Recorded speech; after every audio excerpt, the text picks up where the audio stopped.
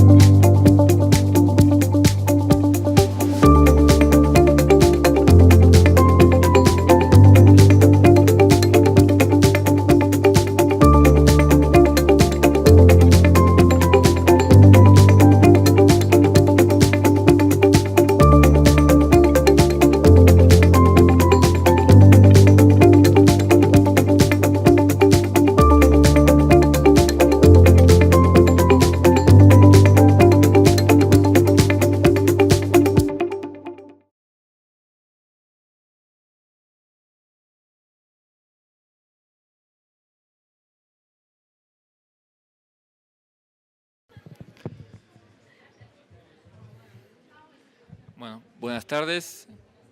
Gracias a los organizadores por la invitación, a Alejandra particularmente, porque siempre es muy amable. Me ofrecieron hablar con un corbatero, pero como soy argentino no podía desperdiciar la oportunidad de hablar de todos desde arriba, así que aquí estoy desde la tarima. No puedo hablar en español, voy a hablar en argentino, así que espero que me entiendan. La idea es compartir con ustedes algunos proyectos, pero sobre todo como disparadores para pensar cuáles son las alternativas para adoptar energía renovable en área urbana. ¿Está bien ahí? Bueno, gracias. Para usarlo como disparador para hablar en las opciones tecnológicas de energía renovable en área urbana y cómo enfocar la transición. Al principio me gusta hacer una reflexión sobre temas generales de energía que en general se subestiman. La mayoría de ustedes son expertos en el tema, entonces van a conocerlos, pero igual me tomo 2 minutos de repaso. Para los que son economistas conocen este diagrama con el nombre de diagrama de la copa. Son los 5/5 de la población mundial, el quinto más rico, los 4/5 más pobres. El quinto más rico concentra el 87% de la infraestructura, del ahorro, de la inversión, de la potencia instalada en energía. Este esquema es regresivo porque hace 30 años concentraba el 83%. Es cada vez peor el proceso de concentración en el quinto más rico. La próxima vez que quieran quejarse de la suerte que les ha tocado en la vida, con los matices que tengamos entre nosotros, todos los que estamos hoy acá, estamos en el quinto más rico. Entonces, la mayor parte de la humanidad, los otros 4/5, viven con las migas que se le caen al quinto más rico. Y para los que en términos de política, no partidaria, pero de política, en la década del 90 de América Latina, la teoría del derrame viene de este gráfico. Viene de cuanto más rico es el quinto más rico, derrama riqueza sobre los 4/5 más pobres. Y lo que ha mostrado la evidencia empírica es que eso no es cierto, que somos cada vez más eficientes en quedarnos con todo. Segunda diapositiva es en fase con lo que se habló esta mañana. La población urbana ha superado hace casi 10 años a la población rural.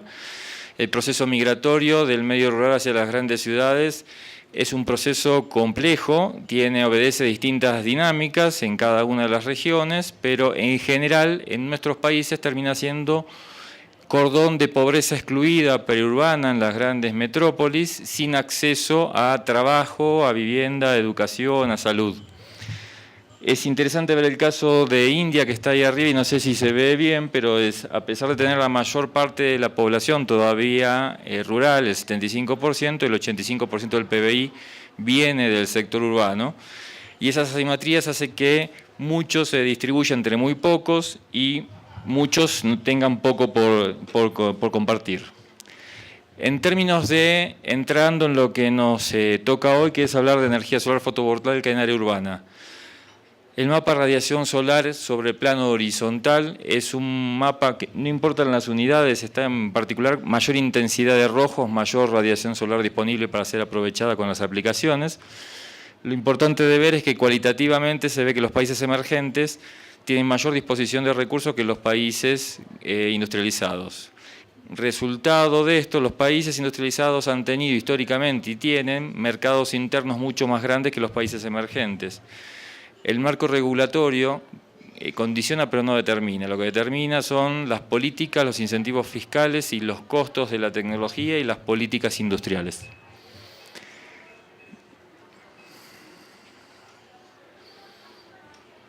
Entrando en tema específico.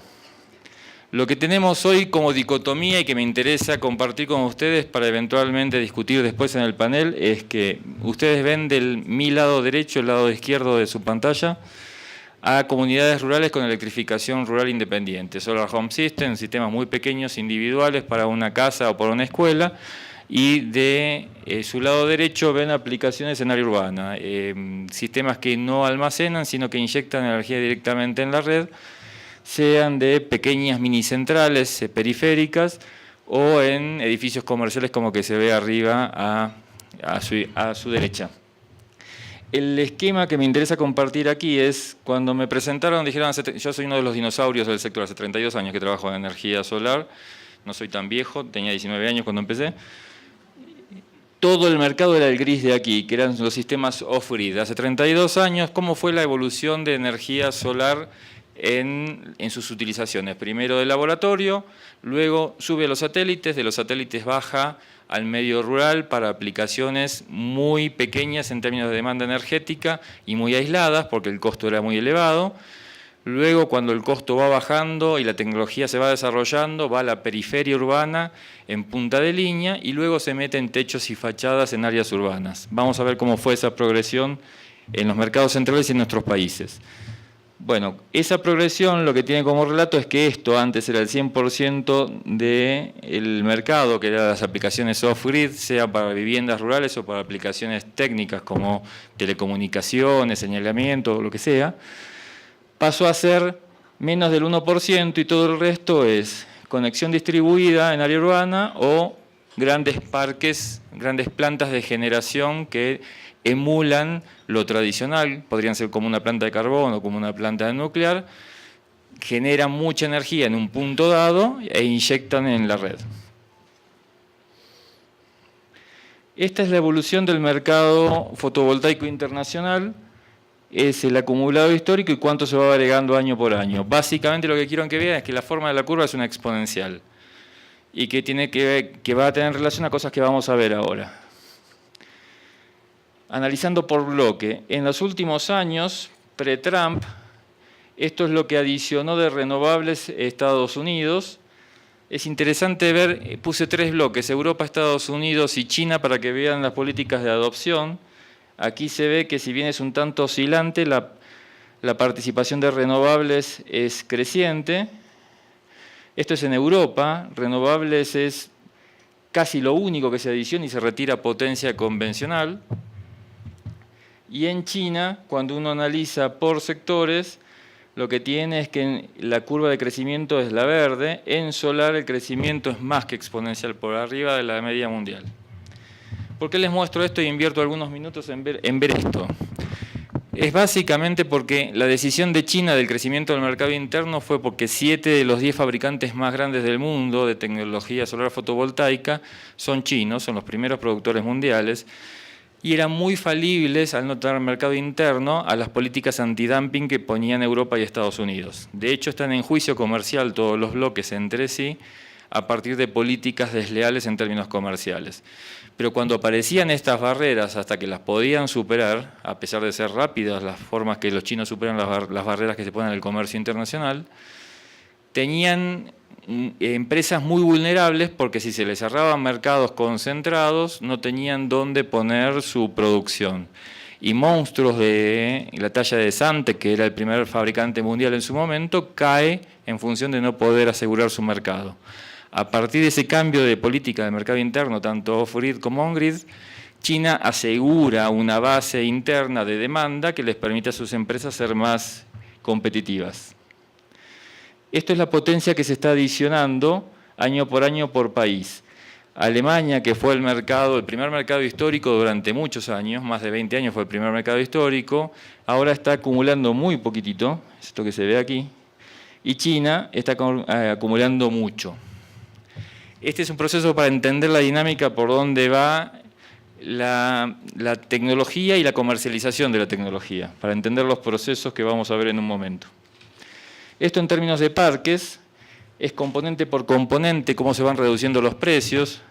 Me interesa cualitativamente porque la del 2017 ya fue superada por mucho. Aquí está más o menos en $1,50 por vatio pico instalado y en mercados como Chile ya está en 0,75, está en la mitad de eso. Pero cualitativamente se mantienen las proporciones y ven que el módulo ha bajado muchísimo en participación respecto de todos los otros componentes del sistema. La proyección de esta curva es considerando todavía el silicio monopolicristalino dominante a 10 años vista. Va a haber una sustitución tecnológica porque el módulo monopolicristalino en fase comercial tiene una eficiencia de transformación de alrededor del 22% en los módulos buenos, y en laboratorio las celdas de tándem ya están en más del doble, están en 44,5% en eficiencia de transformación, todavía son muy caras, pero van a desplazar en algunos años al silicio. Esto es para mostrarles cómo va la evolución de las subastas. Está muy de moda en el mundo la política de subastas de contratos a término en renovables. Es un instrumento que con algunos matices se ha mostrado bastante eficiente en muchos mercados para desarrollar la tecnología rápidamente. Es un modelo que concentra capital y concentra renta y reduce el juego a pocos jugadores, pero a los gobiernos les es atractivo porque le permite instalar mucha potencia muy rápidamente, recibir inversión externa y poder transformar sus números en términos de emisiones mucho más rápidamente que con otros modelos. Tiene ventajas y desventajas que ahora vamos a ver. Perdón, lo que quería mostrarles era, esta es la evolución en eólica, esta es la evolución en solar. Lo que uno ve es que la tendencia es de cruce de curvas en breve, y este cruce de curvas depende mucho para cada país qué factores de capacidad tiene, tanto en solar o en eólica. Si tengo mucho viento, tengo mucha radiación, esas curvas varían para país a país. Y lo que se ve es que en la región hay Uruguay, Chile, Brasil están con precios competitivos dentro del promedio. Hago un bonus track, que no es tema de la charla de hoy, pero para si alguien quiere verlo en las preguntas. La semana pasada se abrió la segunda ronda de proceso de renovar en Argentina, que es una subasta, contratos a 20 años de renovables. Fue un éxito muy grande porque el gobierno salió a buscar una oferta por 1 gigavatio, por 1000 megas, y recibió ofertas por más de 9 gigavatios. En Argentina no es usual nunca, ahora digamos en los últimos 12 años menos, ofertas internacionales de costos hundidos a 20 años en Argentina. Las tarifas de estos proyectos amortizan en 10, 12 años y son inversiones de muy largo plazo para la realidad argentina, y tiene que ver con el modelo que tiene la ley de cuota. Y esto es muy rápidamente. Hay una ley que es técnicamente, para los que conocen el sector renovable, el modelo de cuota tiene mínimos asignados por año del 2018 al 2025, empieza con 8% en el año 2018 y termina con 20% en el 2025. Hay incentivos fiscales, porque estas leyes de cuotas, si uno no las implementa bien, pueden ser una ley como abolir la pobreza, ¿no? Las leyes pueden ser muy bonitas, pero luego la implementación y el control hacen todo. En este caso, este modelo de cuota es aplicado a toda la demanda eléctrica, y los grandes usuarios tienen la posibilidad de elegir si quedan en la compra conjunta de la empresa pública que es Camesa, o si diversifican su portafolio autogenerándose comprándole a otro privado. Vuelvo al tema en general, en términos de precios promedios de distintas tecnologías. No sé si se ve bien, pero lo que aquí muestra solar para gran escala y escalas intermedias hasta distribuida residencial. Esto es eólica con distintos factores de capacidad. Esto es diésel. Lo que muestra es que el rango de precios, en términos de costos, no de precios porque cada país tiene su política de incentivos o tarifaria, en términos de costos, la energía solar fotovoltaica y la renovable en general está por debajo de lo que desplazan en nuestros países. Y por eso están empezando a ser consideradas más allá de la presión que como sector nosotros hagamos. Lo que ve, el caso palmario en Argentina, las decisiones en Argentina se tomaron no por convicción trascendente de políticas de mediano o largo plazo, sino porque es más barata en función de lo que están desplazando en costos de megavatio hora. Hay que tener cuidado con estos gráficos. A mí cada vez que veo este gráfico me trae a la memoria la definición de Humberto Eco de estadística, que es más o menos así. Es la ciencia por la cual si un hombre come 2 pollos y otro no come ninguno, 2 hombres comieron un pollo cada uno. Y cuando uno compara este tipo de cosas, tiene que tener cuidado de qué media está haciendo, ¿no? Generación distribuida.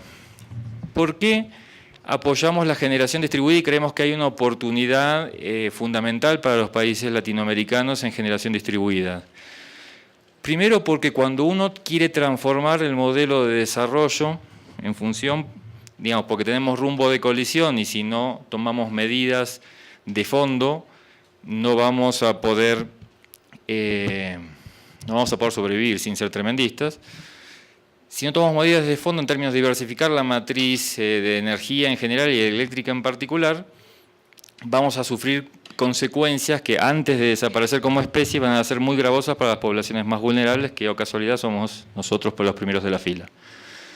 Entonces, la generación distribuida es un cambio de paradigma, no es solamente un cambio de tecnología.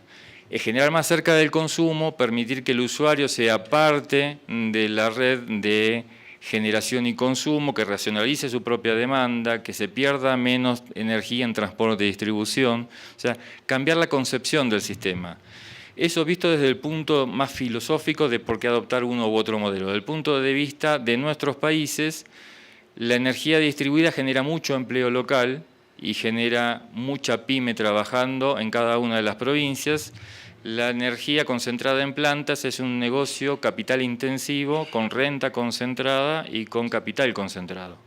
Entonces, no tiene nada de malo hacer parques en los lugares donde hay muy buena radiación, buen punto de conexión y es una buena oportunidad de generar energía barata. Está muy bien hacer un parque, pero concentrar toda la estrategia solo en parques es concentrar toda la renta de la economía y generar poco empleo local, cuando se podría hacer algo distinto. Esto es, Camesa es la empresa pública de energía en Argentina y lo que me interesa compartir con ustedes de esto, me vine a la tarima para poder ver el monitor y veo siempre para allá, perdón. Hay muchas de las ventajas que van de suyo que todos ustedes conocen. Lo que me interesa compartir de esta diapositiva es la generación distribuida con fuentes intermitentes demanda una planificación mayor que si yo tengo todas fuentes despachables. Si yo tengo un motor de combustión interna, independientemente de las externalidades que tenga, necesito aumentar mi oferta, acciono un botón y tengo más oferta. Cuando yo tengo fuentes intermitentes que varían con la disponibilidad de viento y de sol, necesito tener una reserva de potencia que puede ser renovable también, puede ser biomasa, puede ser geotérmica, puede ser hidroeléctrica baja potencia, pueden ser varias opciones dentro de renovables, pero demanda más planificación. Había puesto una de las diapositivas para la intermitencia, pero se iba a ser muy larga la charla, pero se las reflejo. Hay algunos comportamientos que en los despachos de energía se llaman comportamiento de rampa, un disparo hacia arriba o hacia abajo de la demanda de energía respecto de la curva habitual. Y había puesto una en Argentina cuando el partido del Mundial de Argentina-Grecia, había habido una curva hacia abajo porque dejaron todos de trabajar y se fueron a ver el partido. Se ve que los televisores consumen menos que las máquinas herramientas y a partir de ahí una baja en la demanda. El sistema tiene que ser inteligente hasta para contemplar ese tipo de conductas. Hoy me reía porque cuando el embajador alemán hablaba sobre el bastardeo de la palabra sostenibilidad, que coincido. Sostenibilidad para mí entró en el panteón de las palabras como justicia, equidad, solidaridad. Digamos, todo el mundo, para ser políticamente correcto, las menciona, no sabe muy bien de qué está hablando. ¿Sí? En general, no hay un set de indicadores ex ante, ex post que yo mida para saber de qué estoy hablando, pero queda muy bonita. Entonces, cada vez que un mercader de turno quiere vender algo, dice que es sostenible. Yo me reía en las palabras de esta mañana porque en nuestro caso llegó hasta la selección argentina de fútbol, que teníamos que hacer una selección, un equipo sostenible para Messi. No me animé a preguntar qué significa eso. En términos, menos mal que se clasificaron ustedes y nosotros, porque no estaríamos riendo tanto. No está tan claro que haya sido transparente ni lo de ustedes ni lo de nosotros, ¿no? Pero no importa. Este es un módulo fotovoltaico como segunda piel de un edificio ya construido. Tiene la virtud de algo que no había sido concebido desde su origen, compensar o mitigar su impacto. Aquí está reemplazando materiales de construcción, en este caso tejas, en este caso parte del cerramiento de un invernadero. En otros espacios comerciales cumple una función doble, como la del parking.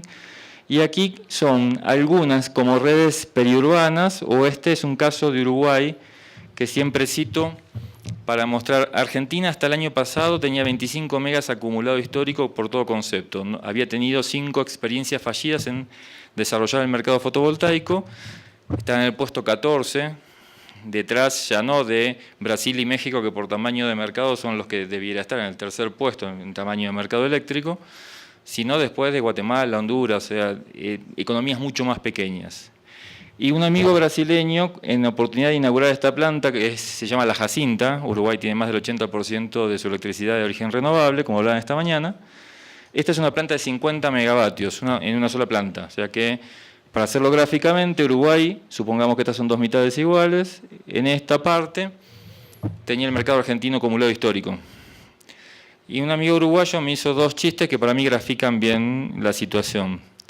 El primero me dijo, si hay algún uruguayo, espera hasta el segundo chiste para enojarse. Me dijo, si lo pudimos hacer nosotros, que somos una provincia argentina en territorio brasileño, ¿cómo no lo van a poder hacer ustedes? El tamaño de Uruguay en el Mercosur está tan sometido al tamaño de las economías de Argentina y Brasil que le da muchas desventajas y algunas ventajas en términos de comercialización de energía. Pero el segundo chiste que me hizo, que para mí pinta más a la Argentina cómo funcionamos, es, ustedes estuvieron a Francisco hace poco aquí, y viene a cuento, es ustedes podrán tener papa, pero lo que no tienen es cura. Y es una buena metáfora de cómo funcionamos en Argentina.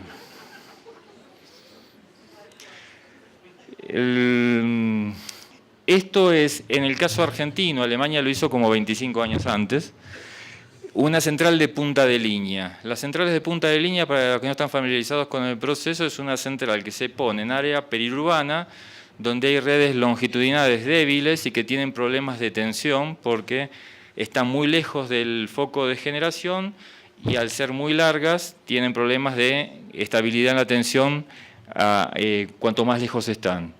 La gente de este punto, que está a unos 60 kilómetros de la provincia de Buenos Aires, la población periurbana, desde que se puso la planta, está muy contenta con la planta sin saber si los electrones vienen de la planta o del resto del sistema, porque es un sistema interconectado. Créanme que la población del lugar no sabe si los vatios picos se comen con mayonesa o vuelan, en promedio, pero creen que la planta les cambió la vida y lo que hizo fue estabilizar la tensión. Entonces, no solamente en términos de ponderación del precio del megavatio hora es el precio de generación, sino el impacto en la calidad del servicio. Y por eso fueron la secuencia, como les contaba antes, desde los satélites, aplicaciones off-grid rurales, luego hacia el área periurbana, que sería esta aplicación, y luego se metieron en techos y fachadas. Estos 2 proyectos son un pretexto para discutir el tema descentralizada versus centralizada. Y son 2 proyectos que se hicieron con fondos del BID en Argentina. Son proyectos público-privados que el BID lo que financiaba a través de un consorcio público en concurso público internacional era que actores públicos y privados llevaran a fase comercial un producto que todavía no estaba en esa etapa.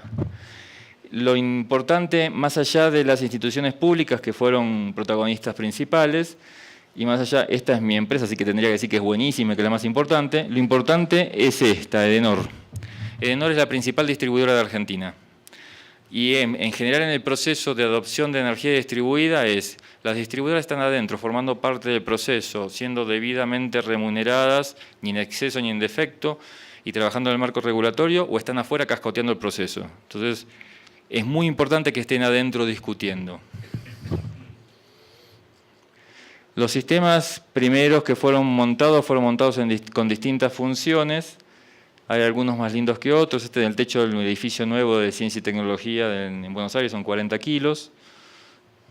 Pero lo que quería mostrarles es, en este sitio web pueden ver todas las instalaciones. Se convirtió en un proyecto de demostración. Originalmente era un proyecto técnico para evaluar cómo impactaba en un transformador específico de la distribuidora una carga igual al 20% de la capacidad nominal de ese transformador. Porque una cosa es energía distribuida en las redes alemanas y otra cosa son las redes argentinas con su falta de mantenimiento, con su diferente mallado, con su incertidumbre en tensión. Pero terminó mutando hacia un proyecto de demostración porque vimos que era mucho más útil generar visibilidad del proyecto en todas las provincias que hacer algo que técnicamente que era más fácil de reemplazar. Y salió bien porque hoy ya tenemos la primera ley vigente y la segunda ley de energía distribuida con media sanción de diputados y se aprueba en noviembre en el Senado. Distintos modelos, porque cuando uno habla de energía distribuida hay muchas formas de hacerlo y en general se subestima. Se cree que eligiendo la tecnología correcta y el precio, teniendo la solución técnica, teniendo la solución económica, todo el resto está resuelto. Y buena parte del problema no tiene que ver ni con la tecnología ni con el precio. Tiene que ver con el modelo con el que adopto la tecnología. Hay básicamente 3 modelos distintos, los demás son variaciones de estos 3, que es neteo en energía consumida, la generada y la consumida neteada al mismo precio. Sistemas independientes de contabilidad donde yo inyecto todo lo que genero porque lo voy a vender a precio diferencial y voy a comprar el precio convencional de la distribuidora, pero lo voy a vender a un precio más caro. Este fue el modelo europeo hasta hace 10 años. Ahora vamos a ver ventajas y desventajas de ese modelo.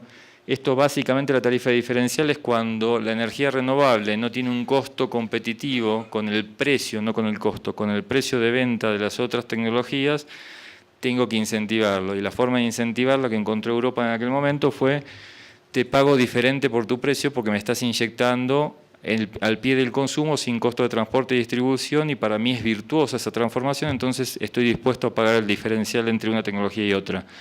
Hoy en la mayoría de los mercados no es necesario pagar ese diferencial y lo que uno tiene que tener cuidado cuando tiene ese precio diferencial es no perturbar el mercado como vamos a ver ahora pasó en España. Por último, el último modelo, que es el más negativo desde el punto de vista económico para las renovables, es el neteo en dinero y no en energía. El primer modelo neteaba kilovatio hora contra kilovatio hora. Este netea en energía y lo que me está pagando la distribuidora es el precio mayorista a mí. O sea, para la distribuidora en su flujo de fondos es casi transparente porque en vez de comprarle a 1, 2, 3, N generadores, ahora le compra a N más M, que son todos los residenciales o industriales o comerciales que le tiene que pagar la energía, además de los que pagaba antes, pero en términos de flujo de fondos es el mismo, o prácticamente el mismo. Este es el efecto que les quería contar de España. España no fue el único caso de España, pero fue el caso más sonoro de mala praxis. España, como muchos otros estados europeos, tenían al 2012 con el protocolo de Kioto sobre sus cabezas, para toda la mayoría de los países europeos occidentales, son capítulo 1, anexo 1 del protocolo de Kioto, tenían obligaciones mensurables que reducir. Hace un esquema para el salto de demanda en términos de energía renovable, remunerando diferencialmente lo que era en techo, lo que era techo fachada chico, mediano y en piso. Ese esquema era con remuneraciones diferenciales en todos los casos, el más caro era 432 euros el megavatio hora. Ese precio de 432 euros megavatio hora generó una estampida de instalaciones. El decreto real, que fue del 2004, tuvo un par de años hasta que el mercado entendió cómo funcionaba y del 2006 al 2008 tuvo un impacto muy marcado en el mercado europeo en general y en el mercado mundial que estaba discontinuado. El mercado no quiero hacer larga esta parte, pero no estaba integrado verticalmente. El que fabricaba el silicio materia prima era distinto que el que fabricaba el wafer, distinto que el que fabricaba la celda, distinto que fabricaba el módulo. Cuando uno veía la secuencia de esa falta de integración, a principios de este siglo la materia prima para el silicio fotovoltaico era el excedente de la industria electrónica. Cuando ese silicio ya no dio abasto, se empezó a fabricar silicio específico para la industria fotovoltaica.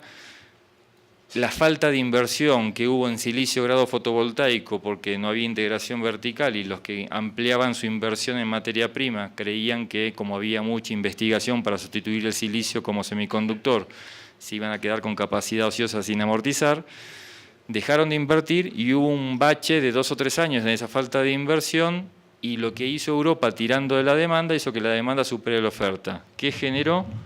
Generó que una curva que venía estrictamente decreciente, esta es logarítmica, tuviera un máximo local artificial. Todo el área bajo la curva, esto es Europa y Estados Unidos, todo el área bajo la curva de aquí es transferencia de recursos innecesarios de los estados nacionales a renta extraordinaria de los que no invirtieron. O sea que las políticas de incentivo tienen que ser cuidadosas porque pueden tener el efecto contrario al que se busca.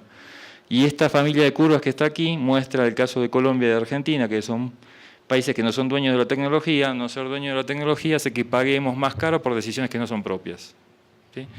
De la misma forma que no vamos a poder correr una carrera contra los chinos en términos de factor de escala para producir algunas cosas, hay un montón de cosas de la cadena de valor que se pueden fabricar localmente y que debieran fabricarse localmente. Esta fue la curva de evolución del precio de las celdas. Lo que veíamos antes era de módulo terminado. Esta es de celdas que son las que se conectan en serie para fabricar los módulos. Es para mostrarles, no hace falta que miren el número específicamente, acá casi hay que cambiar la escala. Este es el precio de hoy, el FOB, pero lo que quiero mostrar es el formato de curva y compartir con ustedes el efecto de lo que pasó en España. España, esto es el año 2008 a propósito, está muy chiquito, no se ve, pero España por único año en la historia del mundo fotovoltaico fue el primer mercado mundial. Y en el 2009, buscando a Wall-E, desapareció España, del primer mercado mundial a otros europeos marginal. ¿Qué pasó?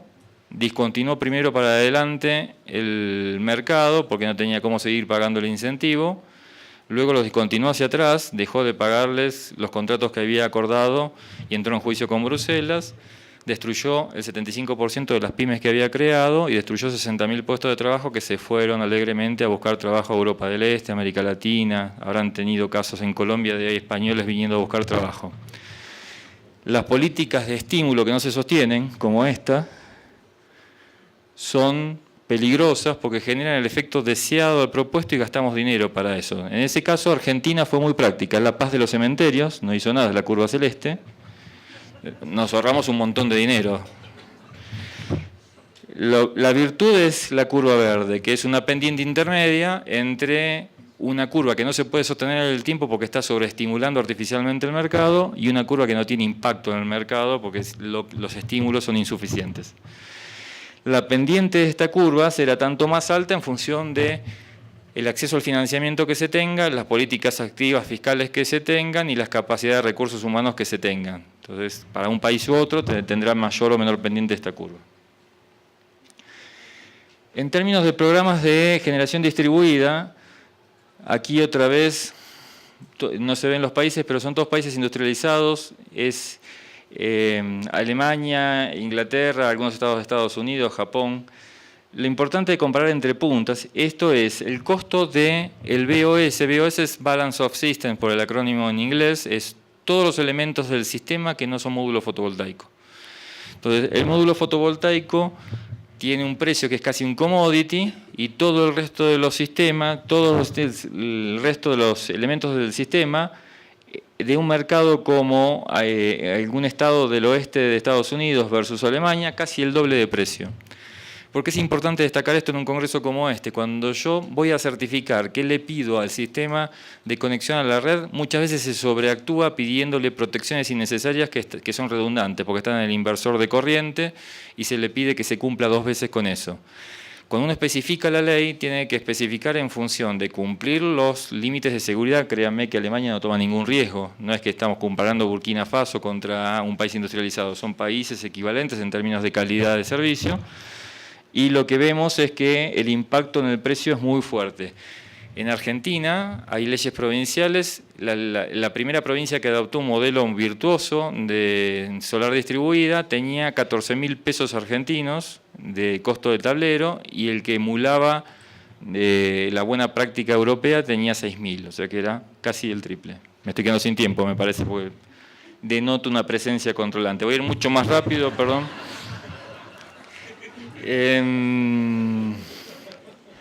Estas son curvas de distintos países de adopción para que vean que cuando se mide la adopción de misma población o poblaciones asemejables como Alemania, Bélgica, España e Italia, tienen distintos tiempos de adopción en función de cómo se adopta la tecnología.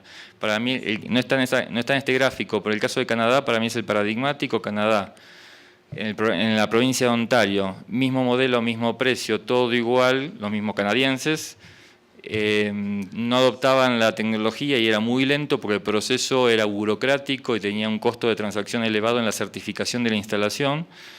Modificaron el modelo, certificaron proveedores, lo hicieron por declaración jurada y creció exponencialmente. Entonces, cómo voy a adoptar el modelo tiene tanto más impacto que el precio de la tecnología o el tipo de tecnología. Me voy a saltear algunas, discúlpenme. Estamos trabajando en redes inteligentes porque va a haber mucha presión para manejar una meta de 100% renovables a 2050 en Europa o, en nuestro caso, 2070, 2080. Pero para poder manejar fuentes intermitentes con almacenamiento tanto en el parque automotor como en el sector industrial como en el sector residencial hay que planificar, y las redes inteligentes van a ser un requerimiento. No para que le paguemos a grandes multinacionales por redes inteligentes ya, porque no son necesarias para adoptar energía renovable en lo inmediato, pero sí hay que pensar cómo vamos a hacer la migración y cómo van a ser los protocolos de migración. Y lo que estamos trabajando es cómo vamos a hacer eso en Argentina. La migración va a ser de leyes, de redes longitudinales donde hay un sumidero de energía que son los consumos, a redes donde están más implicadas un efecto de ida y vuelta. Muy rápidamente. En términos de emisiones, la Comunicación Nacional Argentina tiene una curva que esta es la propuesta vinculante. Esta es el business as usual, y esto es lo que podría hacer si recibe fondos para proyectos condicionales. En la jerga, muchos de ustedes los conocen, proyectos condicionales son aquellos que los países ofrecen hacer si les financian el gap que tiene para ellos hacer ese proyecto total o parcialmente. Como Argentina, Colombia y muchos otros países emergentes hay una venta de humo escandalosa porque Argentina propone hacer esto que lo va a hacer el mercado de todas formas. Esto es reemplazar temas que son más eficientes y que son más económicos para el sector privado, que lo va a hacer con o sin ayuda. Y lo que realmente sería cierre es este diferencial que genera un esfuerzo de inversión. Argentina tiene de sus emisiones el 51% viniendo del modelo agropecuario y solamente el 23% viniendo de energía, pero cuando son proyectos de mitigación para el cumplimiento de la Comunicación Nacional a París, más del 50% es energía. ¿Por qué? Porque es más barato. ¿Sí? Y es lo que ha entendido el mundo de la política argentina, que es clave. En este caso no lo tengo tiempo para explicarlo, pero solar fotovoltaica, sobre todo por distribuida, genera por cada unidad de potencia instalada más energía, más fuentes de empleo, sobre todo más si es distribuida y sobre todo más si se fabrica localmente, que la mayoría de las tecnologías. No quiero ni mirar para este lado. Las conclusiones... Tuvieron a Francisco hace poco aquí, llegamos hasta las más altas autoridades. ¿Por qué lo pongo Francisco? Porque Francisco tiene una encíclica que se llama Laudato Si, que es de muy buena calidad. La verdad, yo siempre cuento lo mismo. Yo soy ateo, me acusaron de populista por esta foto. No sé si es por inspiración divina o por buenos asesores, pero Laudato Si está muy bien escrita. E independientemente de la fuente, digamos, lo escrito es muy valioso.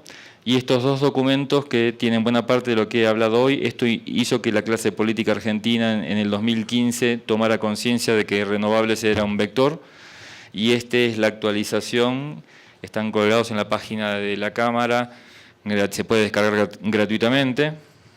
Me lo puse como ayuda a memoria para contarles, y acá sí termino.